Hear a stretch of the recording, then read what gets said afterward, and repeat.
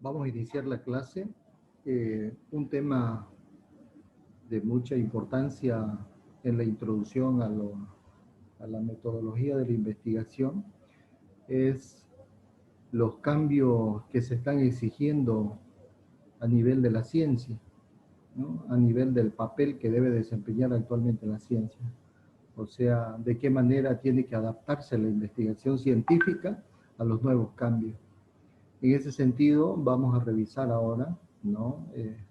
Qué es lo que ha cambiado en la investigación científica, cuáles son esas causas, esos factores que han dado lugar a un cambio de dirección en la investigación científica y lo que determina nuevos tipos de investigación, en base a la documentación de la profesora Guillermina Baena. Entonces, decíamos en la anterior clase, hablábamos sobre la investigación científica, sobre investigar. ¿Qué es investigar? ¿No? Es preguntar, ¿no? Es indagar, ¿no? En el caso de la investigación científica, es una actividad que permite obtener conocimiento. O sea, se desarrolla la investigación, se direcciona la investigación para poder tener el resultado en términos de conocimiento científico. Es decir, la investigación científica es un proceso que mediante la aplicación del método científico procura obtener información relevante y fidedigna para entender, unificar o corregir o explicar algún conocimiento. Decíamos también que en términos general investigar puede ser también un trabajo o una labor para cualquier persona, ¿no? O para cualquier oficio, o para cualquier persona que ocupa un oficio, ¿no? Se pregunta siempre, constantemente el ser humano está cuestionándose sobre la realidad, sobre su quehacer, sobre sus necesidades, sobre sus problemas. Pero en términos de la investigación científica, viene a ser a cuestionarse los fenómenos de la realidad, ¿no? Desde una perspectiva que le permita aplicar el método científico, ¿no? Entonces esa es la diferencia con otros tipos de cuestionamiento que se hace a la realidad. Se define la investigación científica como una actividad encaminada a la solución de problemas.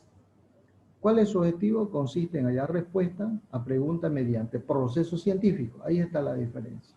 Porque también le vuelvo a repetir de que hay cuestionamiento que realiza el hombre común o las personas en otro oficio y que también obtienen respuesta, ¿no? Pero en el caso de la investigación científica, obtiene respuesta a través de procesos científicos, con el uso del método científico. Ahora, si la investigación científica no ha trabajado durante mucho tiempo dando respuesta a los problemas, a las necesidades, ¿no? A los fenómenos, a la realidad, ¿por qué no ha llenado o no ha cubierto los problemas que perviven o permanecen de la humanidad, ¿no? Entonces, aquí lo que trata la profesora Guillermina Baena es cuestionar la labor de la investigación, esa investigación tradicional, entre comillas, ¿no?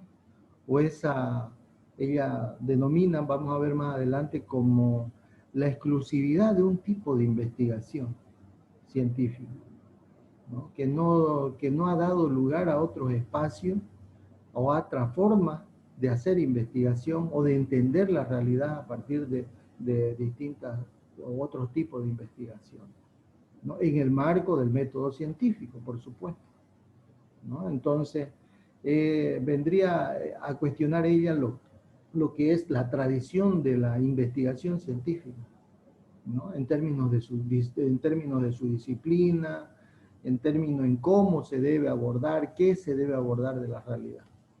Entonces, ella empieza cuestionando que durante 3 décadas, ¿no? Antes de finalizar el siglo pasado, fueron decisivos para llegar a las transformaciones profundas, ¿no? La década del 70, 80, 90, ¿no? Han venido sucediéndose cambios profundos en la realidad humana. Por eso es que ella identifica desde los años 70 los cambios de la humanidad se dieron de manera vertiginosa y cada vez más acelerada.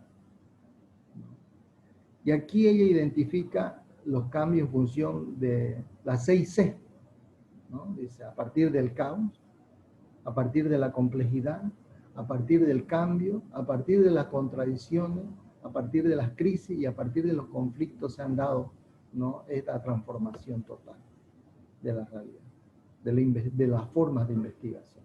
Terminamos el siglo XX con una profunda crisis de paradigmas científicos, casi agotados los paradigmas, ¿no? ¿Qué vienen a hacer los paradigmas? Esas ideas centrales, ¿no?, sobre esas ideas teóricas que podríamos decir casi exclusivas, quienes analizaban la realidad social, humana o natural, ¿no?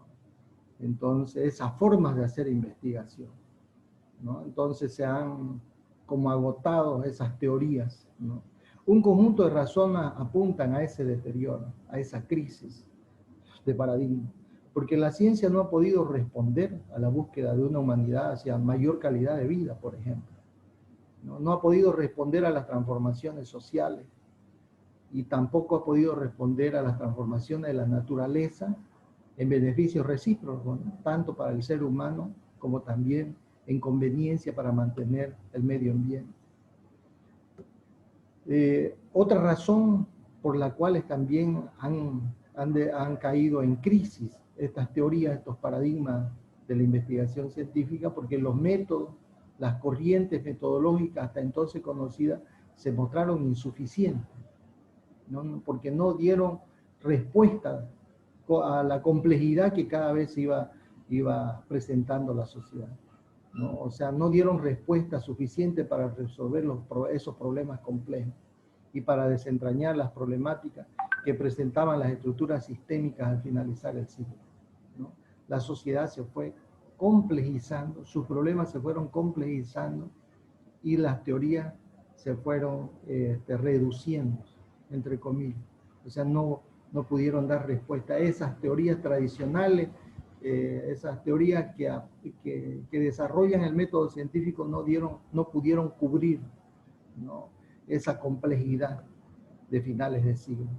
Uno puede ser por la excesiva compartimentalización del conocimiento en parcelas, lo que dice la profesora que voy a explicar enseguida, que se volvieron de poder esas parcelas, ¿no?, más que científicas, y que convirtieron a la ciencia en franjas disciplinarias.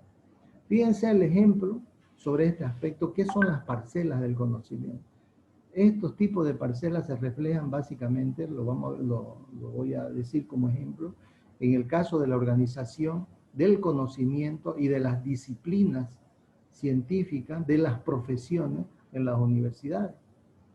En las universidades al inicio las universidades tuvieron una forma de organización en función del conocimiento, pero luego el avance, la multidisciplinariedad dio lugar a que no haya un control específico de organizar los conocimientos. ¿Qué quiero decir eso? Por ejemplo, hay carreras, disciplinas científicas que no están en sus áreas donde deben estar. Por ejemplo, la universidad organiza por facultades y las facultades están compuestas por carreras. ¿Qué quiero decir cuando hay disciplinas que no están en sus áreas? Carreras que no corresponden a una facultad, ¿no? Entonces, esto es un motivo por la cual, por ejemplo, no hay esa interrelación, ¿no?, que vaya en beneficio de poder enfrentar, ¿no?, o se pueda traducir en la amplitud del conocimiento para entender esa heterogeneidad de la realidad. Entonces, ¿por qué? Porque cada una se fue parcelando con su carrera. Ahora, el otro elemento que hay que entender, que en las universidades públicas se las conoce como feudos, se las critica. Facultades feudos, carreras feudos. ¿Qué quiere decir? Que cada quien está con su facultad, con sus docentes, con sus estudiantes, con sus administrativos, y ahí se enclaustran.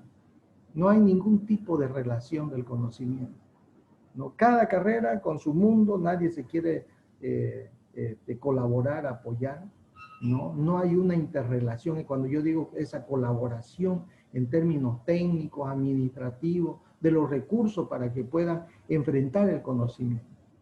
Aquí la razón del conocimiento se pierde y se privilegia la cuestión política en términos de las universidades públicas. quizás lo que nos pueden, y esto es viendo en el caso de Bolivia, ¿no? El caso de nuestras universidades públicas, pero esto también pasa en las casi en todas las universidades latinoamericanas, y la crítica también para las universidades privadas, ¿no?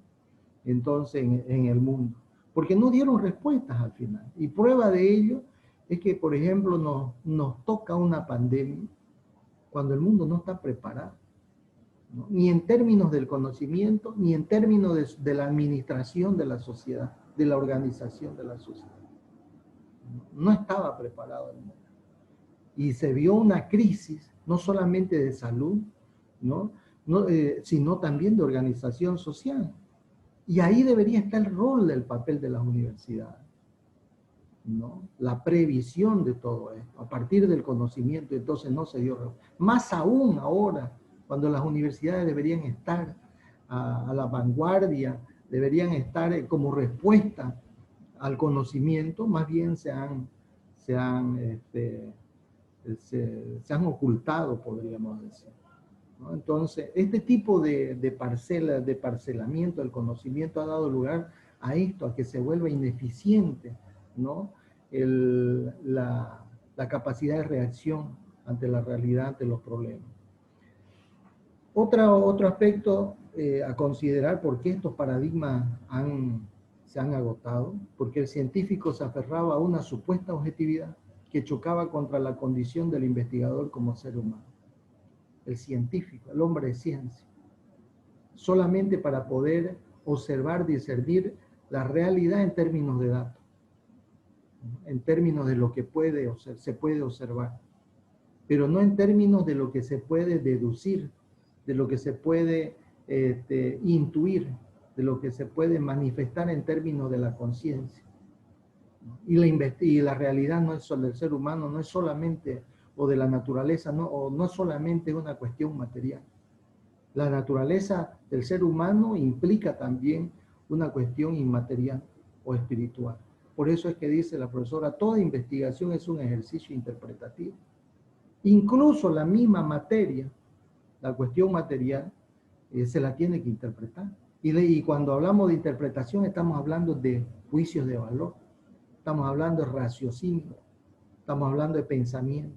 Y eso es subjetividad, y a eso fue lo que condenó la investigación tradicional, que solamente se debería investigar, o era ciencia lo que se veía, lo que se tocaba, lo que se palpaba, no lo que se intuía, no lo que se pensaba. Entonces, esta es una de las otras consideraciones de por qué han quedado obsoletos los paradigmas de la investigación. También otro aspecto, ella la define como la arteriosclerosis disciplinaria, ¿no? La arteriosclerosis viene a ser cómo traban el buen fluido de la sangre en las venas, ¿no?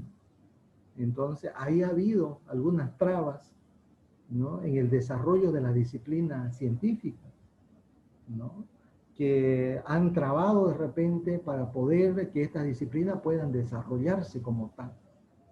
Y ahí hay que ver cuáles fueron los factores que han trabado, ¿no? Pueden ser factores políticos, como le indicaba anteriormente, como el caso de las universidades públicas en Latinoamérica, los intereses políticos por encima de los intereses académicos o científicos.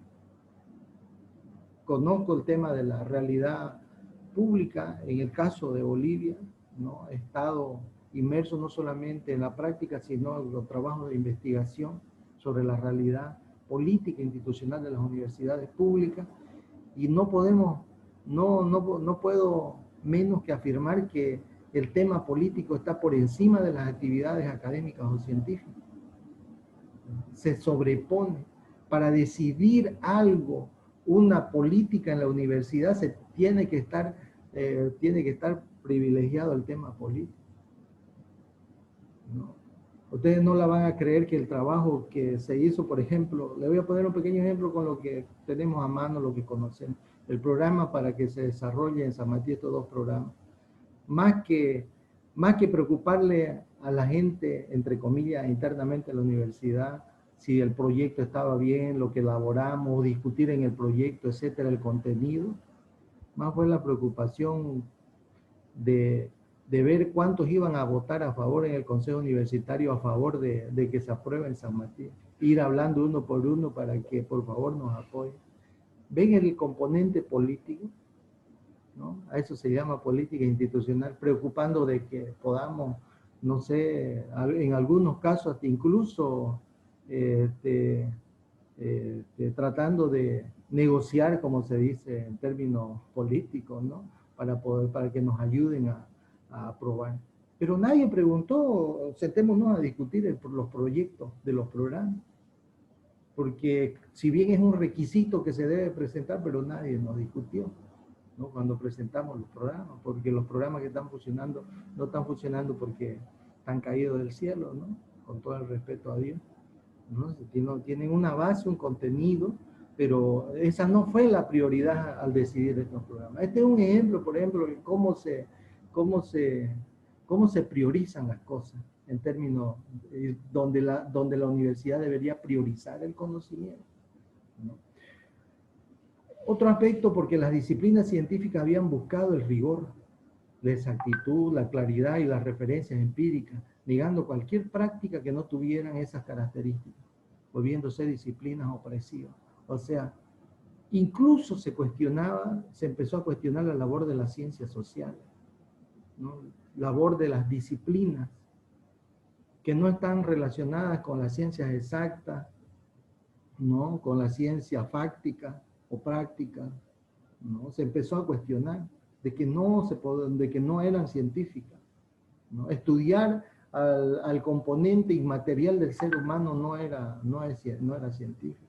Entonces, fíjense, había un menosprecio, en otras palabras, a otras disciplinas, ¿no? Pero la realidad iba, entre comillas, también iba atropellando, ¿no? La realidad social, ¿no? La realidad del conocimiento, la realidad de la práctica de la vida social también.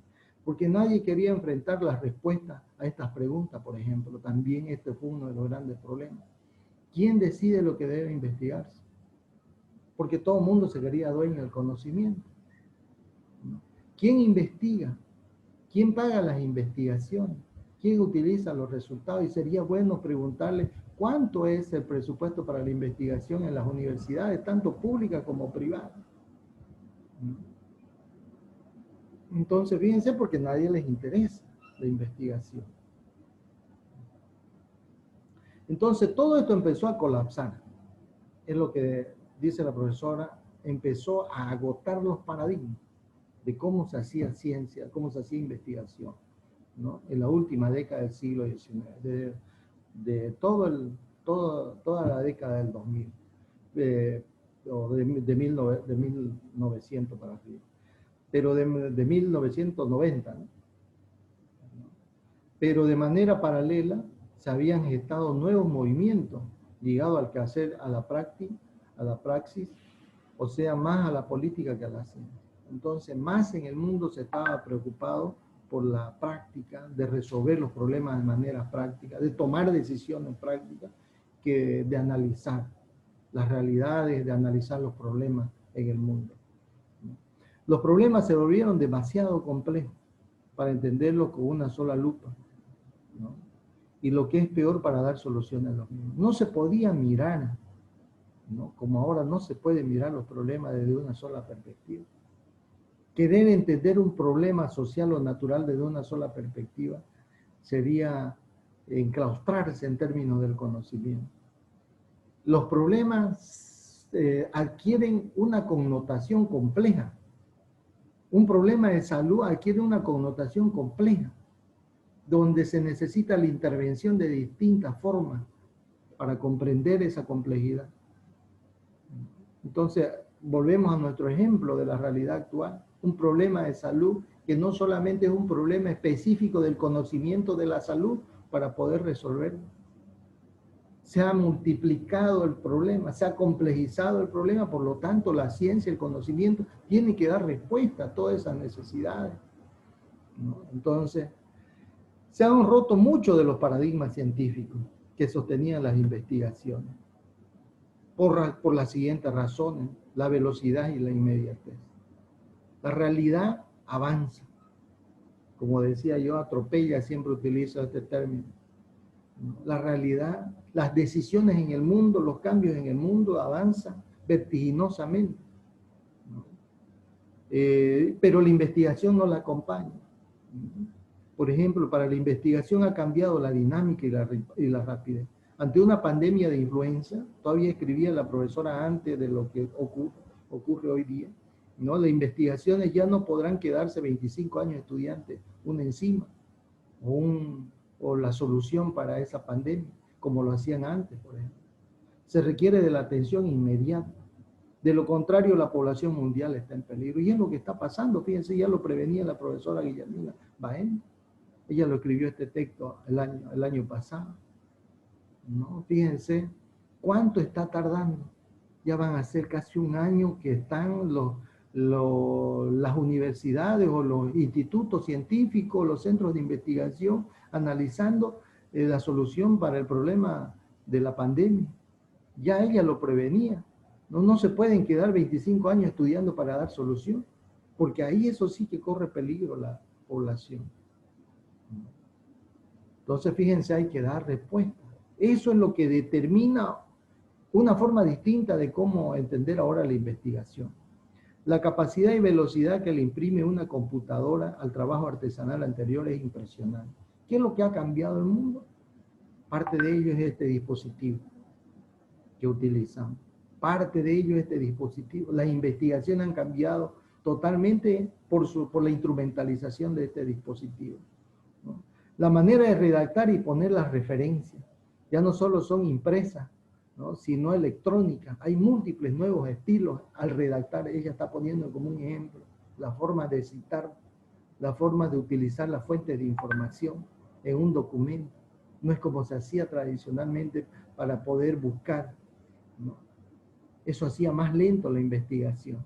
Se le ha dado nueva importancia a los métodos cualitativos. ¿Cuáles son estos métodos cualitativos? Aquellos que van dirigidos a observar el comportamiento del ser humano, y pone como ejemplo el caso de la antropología, donde el investigador tiene que hacer procesos de observación constante o continuo a la conducta del ser humano.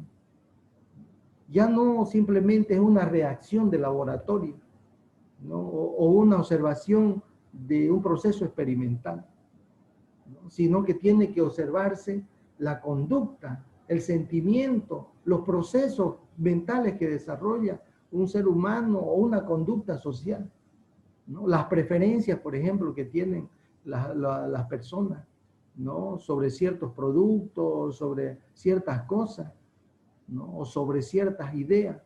Entonces eso ahora se utilizan métodos cualitativos para poder trabajar en la investigación. Se atiende al estudio de la percepción y su influencia en la investigación. Ahora más la investigación está centrada en la percepción del ser humano. Un experto en el área económica, financiera, administrativa, contable, está más preocupado de cuánto el mercado pueda demandar, o qué tipo de producto demanda, o cuáles son las preferencias, o cuáles son los sentimientos por ciertas cosas en el mercado. Eso no lo estudia la investigación tradicional. Eso se llama percepción, ¿no? Entonces ahí entra la investigación, ¿no? Entonces, ¿qué es lo que pone en tela de juicio? La famosa objetividad de la investigación tradicional. Porque la percepción, bueno, no es objetiva en términos de su expresión directa. Si a mí me preguntan, por ejemplo, ¿qué le gustaría a usted o un cigarrillo, por ejemplo? ¿Qué tipo de cigarrillo? ¿No? Entonces, si yo respondo de forma directa, o el Marlboro, por decir, por encima de otros tipos de cigarrillos, esa es mi percepción mía, pero así como una respuesta directa no es objetiva. Entonces la ciencia se encarga de transformar la objetividad. ¿Cómo la transforma la objetividad? A partir de la estadística, a partir de las encuestas, ¿no? Entonces tiene sus instrumentos, y eso era lo que se cuestionaba tradicionalmente. Se aceptan elementos no probados científicamente como válidos entre ellos. Se trata de recuperar el pensamiento del hombre común, fíjense, y los saberes no científicos. Entonces va avanzando a otros niveles la investigación por la realidad que se demanda. Se estudia el futuro como manera de enfrentar los nuevos problemas, ¿no? Se habla no solamente de explicar la realidad, sino se habla de prevenir la realidad, ¿no? Se habla de modificar la realidad. Entonces se habla de hacer pronósticos. En el campo social se habla de prescribir la realidad, ¿no? De ver el futuro a partir de la información de los datos. Y eso no era posible en la investigación tradicional. Nuevos descubrimientos sobre el cerebro, por ejemplo, nos enseñan a pensar de modo distinto para poder investigar. De repente nosotros no estamos dentro todavía en nuestro país o con nuestras investigaciones a nivel nacional, ¿no? Pero el trabajo que se está desarrollando en el mundo está directamente relacionado con la forma de poder observar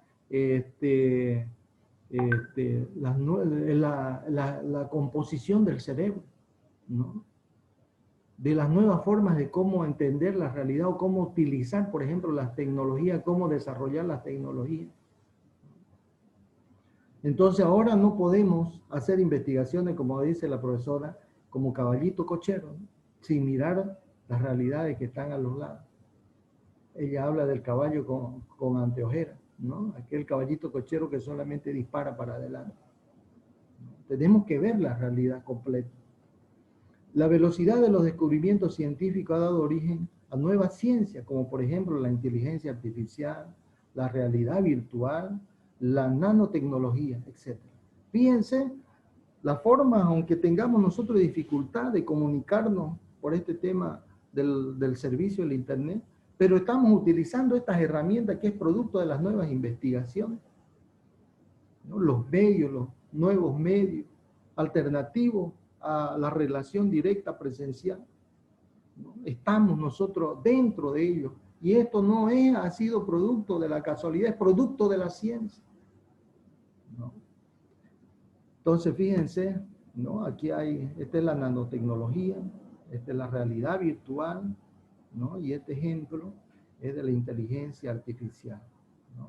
Los robots, ¿no? Las comunicaciones, ¿no? Y los que llaman los microchips, ¿no? Que son aparatos bien micro pequeños, ¿no? Que son utilizados para dar respuestas, no solamente con términos de tecnología, ¿no? A lo de nuevas tecnologías, sino están ocupándose en distintas formas, como el caso de la salud, ¿no? Nuevas ciencias se han configurado, algunas apresuradas por la tecnología y por el tsunami de los cambios. Entonces van apareciendo. Estas son las nuevas formas, los nuevos tipos de investigación. La cibernética sin duda es pionera y por consecuencia, por ejemplo, la ciencia de la computación, ¿no? También las ciencias cognitivas o del conocimiento, la ciencia de la organización, la biomolecular, la biología molecular, la neuropsicología, la lingüística computacional, la teoría del control, la inteligencia artificial, la vida inteligente, los sistemas de expertos, los autómatas celulares, los agentes inteligentes, la realidad virtual, las redes neuronales, los fractales, ¿no? El universo en expansión, los sistemas complejos adaptativos, la biodiversidad, la nanotecnología, el genoma humano, los conjuntos borrosos y la lógica borrosa, ¿no? La biosfera espaciales, la máquina teraflop que ha modificado a las calculadoras, por ejemplo, ¿no? No las tenemos nosotros, ¿no? Así de manera en masa, pero ya están cambiando, ¿no? A la computadora, a la calculadora, más todo lo que se está inventando en estos momentos, ¿no? De acuerdo con algunos futuristas, dice, nuevas especialidades surgirán abruptamente. Las disciplinas actuales no son ni la tercera parte de las que existirán más adelante. Fíjense lo que se está adelantando, ¿no? Muchas de las carreras actuales, desde luego, están condenadas a desaparecer. Otras a integrarse a nuevas formas del conocimiento. Esto es lo que va a ocurrir en las universidades. Algo recurrente es que muchas teorías están pasando a la conformación de nuevas ciencias, como la teoría del caos, por ejemplo.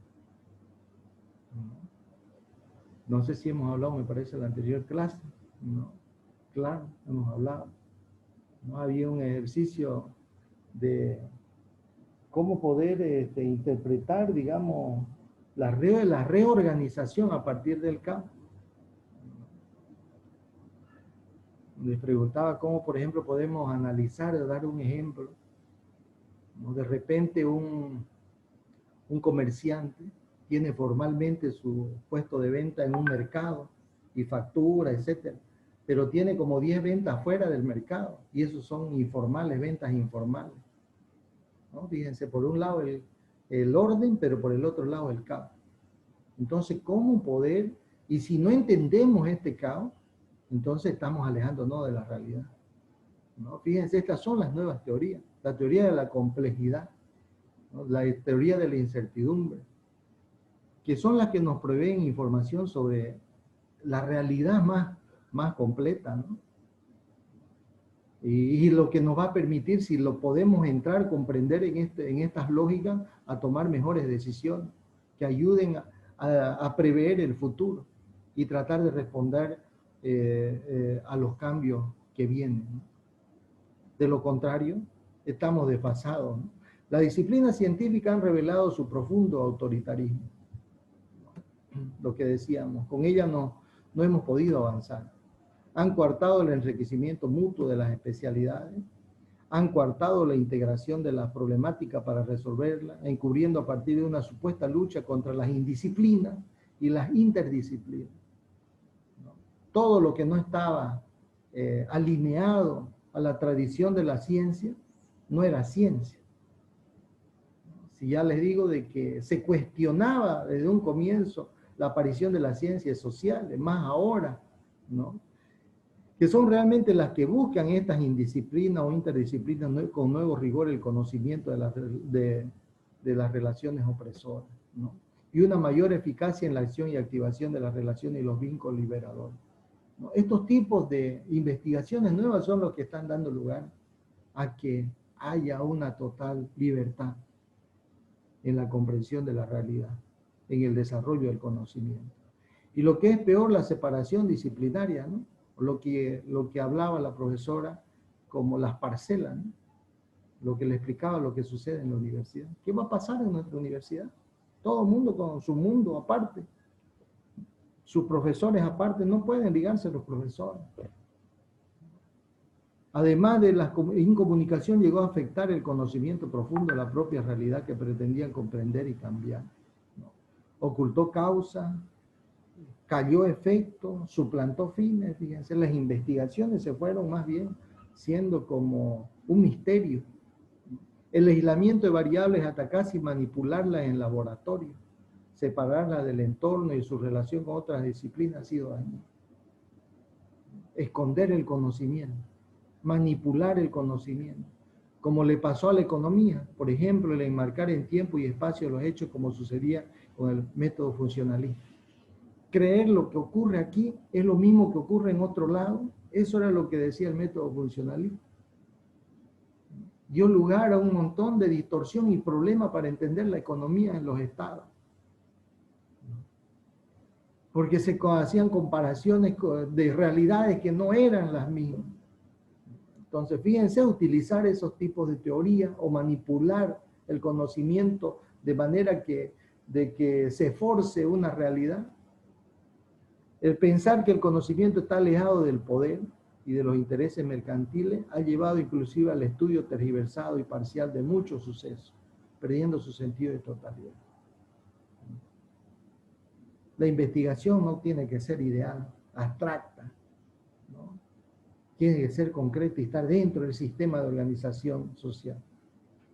Y pone un ejemplo: el cúmulo de datos no es ciencia. Puede ser que haya muchos datos, pero no hay ciencia. Porque sería lo mismo, dice, como un cúmulo de materiales que no es un edificio. Acumular material no quiere decir que exista un edificio. Entonces, ¿qué es ciencia? Es construir. da respuesta al conocimiento, a partir del conocimiento a la realidad, a los problemas. Aunque la matemática con su reinado ha tenido que ocultar el manejo político de sus datos. ¿De qué nos ha servido la matemática, la estadística? Todo depende de la manera en que se hagan las cuentas. Las cifras de la pobreza ocultas o maquilladas nos impiden saber ya con certeza cuántos bolivianos en extrema pobreza ganan menos de $1 a diario y cuántos subsisten con menos en un salario mínimo. Y los datos se manipulan. Entonces, ¿para qué nos sirvió la ciencia y la matemática? Fíjense, ahora no estoy cuestionando yo los datos de ninguno, ni de ningún nivel de gobierno. Pero sentido común no se necesita tener fuente, sentido común, porque de lo contrario sería un insulto al conocimiento.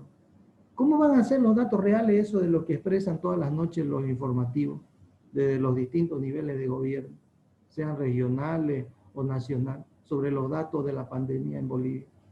Son pues irreales, ¿no? Son totalmente irreales.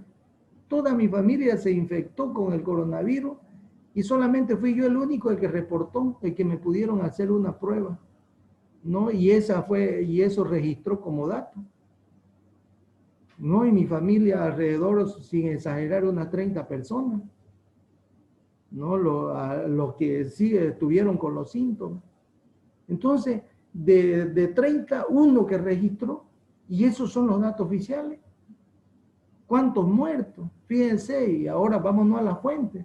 Ayer salió que el periódico, no sé si estoy equivocado, el Washington Post, ¿no? En Estados Unidos reporta más de 20.000 muertos en Bolivia. No sé cuántos son los muertos en Bolivia hasta ahora, no sé si son 4.000, no sé cuántos, no recuerdo bien, ¿no? Entonces, fíjense, o sea, hasta incluso, como le digo, choca en la inteligencia popular de las personas común. Entonces, ¿para qué sirvió la ciencia? ¿Para qué sirve la matemática?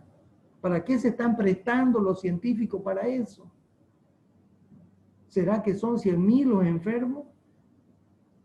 No. Si la teoría de esta pandemia dice que cuando pasa el 50% de una población es donde empieza a descender, en Santa Cruz somos más de 2 millones de personas. Quiere decir que estamos por encima del 1.000.000 infectados. Entonces esa es la lógica. Los datos es un insulto. Por eso es esto. ¿Para qué sirvió la ciencia? ¿Cuántos pobres habemos? ¿Cuántos están en pobreza extrema? Entonces, ¿para qué las estadísticas? Eso es lo que se cuestiona en la investigación. Así las matemáticas sirven al poder y a las metas de quienes ejercen el poder. Ese es un ejemplo que pone la profesora. Entonces estamos ante la necesidad de una profunda transformación de la manera tradicional en que se hace ciencia. Es un cuestionamiento al rol de la ciencia, al rol de la investigación científica. Hay que abrir, primero por las tendencias, por las nuevas corrientes de la investigación. Hay que abrir la mente, ¿no? Primero, la forma de pensar, hay que abrir. Y segundo, que nuestra formación de nosotros esté en este ámbito de la apertura, no enclaustrada. Desde el hecho en que nos encerramos en nuestro mundo, en nuestras lógicas, en nuestras estructuras mentales, estamos liquidados. Hay que conocer, hay que entrar en este mundo. De lo contrario, nos vamos a quedar enclaustrados. Y la Comisión Gulbenkian, una comisión científica para reestructurar las ciencias sociales, ya en el año 1999 nos decía: el peligro del conocimiento es que nos quedemos en un conocimiento parroquial, en el conocimiento de nuestro mundo, de nuestro mundito, ¿no? Y no nos abramos al conocimiento universal. Esa es una preocupación que como profesionales tenemos que tomarla en cuenta para tener otra perspectiva en nuestra formación. A partir de esta reflexión que hace la profesora Guillermina Baena, la séptima actividad van a desarrollar lo siguiente: el pollo y las características del conocimiento. Es un pequeño relato, un cuento. Realiza la siguiente comprensión lectora y luego hace un cuadro comparativo de las características del conocimiento científico y del empírico. ¿Cuál es el conocimiento científico? El conocimiento científico es el dirigido, el elaborado. Y el conocimiento empírico es el espontáneo, el común, el que se hereda por tradición. Entonces veamos, ¿por qué el pollo cruzó la carretera? A partir de este relato, de cómo interpretan, cada uno interpreta, fíjense, la realidad. Y ahí vamos a ver quiénes interpretan desde una perspectiva científica y quiénes desde una perspectiva empírica. Pero además, cuando investigamos, tenemos diferentes visiones frente a un mismo hecho. Cada pensador contesta de modo diferente a la pregunta de por qué el pollo cruzó la carretera. Platón responde, porque buscaba el bien, filósofo. Aristóteles, filósofo también, pero más práctico, está en la naturaleza de los pollos cruzar la carretera. Marx era una inevitabilidad histórica. O sea, no hay una casualidad, sino una causalidad. Moisés en el libro antiguo, en la Biblia antigua, en el Antiguo Testamento, que fue un patriarca, Dios bajó de los cielos y le dijo al pollo, cruza la carretera. Y el pollo cruzó la carretera y todos se regocijaron. Maquiavelo, el príncipe de Maquiavelo, se cree que es el padre de la ciencia política. La cuestión es que el pollo cruzó la carretera. ¿A quién le importa el por qué? El fin de cruzar la carretera justifica cualquier motivo. El hecho de que estés preocupado porque el pollo cruza la carretera revela tu inseguridad sexual. Martin Luther King ve un mundo en el que todos los pollos serán libres de cruzar la carretera sin que sus motivos se pongan en cuestión. Bill Gates acaba de lanzar el MS Chicken 2000, que no solo cruza carreteras, sino que pone huevos, archiva tus documentos importantes y encuadra tus cuentas. Un microchip. Darwin, a lo largo de grandes periodos, los pollos han sido seleccionados naturalmente, de modo que ahora tienen una disposición genética a cruzar carreteras. Y Andersen Consulting es una consultora muy grande a nivel mundial, ¿no? Sobre investigaciones. Dice, la desregulación del lado de la carretera del pollo amenazaba su posición dominante en el mercado. El pollo se enfrenta a importantes retos para crear y desarrollar las competencias necesarias para encarar la competitividad del mercado. Andersen Consulting, en una relación de socio con el cliente, ayudó al pollo rediseñando su estrategia de distribución física y proceso de implantación, empleando el método de integración avícola, MIA. Andersen ayudó al pollo a emplear sus habilidades, metodología, conocimiento, capital y experiencia para alinear a la mente, proceso y tecnología del pollo en el apoyo de su estrategia global dentro de un marco de trabajo de gestión de programas. Andersen Consulting convocó un equipo multidisciplinario de analistas de carretera. Es una consultora financiera muy grande, ¿no? Einstein dice, si el pollo ha cruzado la carretera o la carretera se ha movido debajo del pollo, depende de tu marco de referencia. Hamlet, ¿cruzar o no cruzar? De ahí la pregunta. Neil Armstrong, el cruce es un paso para el pollo, pero un gran salto para el gallinero. ¿Y el niño de primaria qué diría? Porque quiere llegar al otro lado.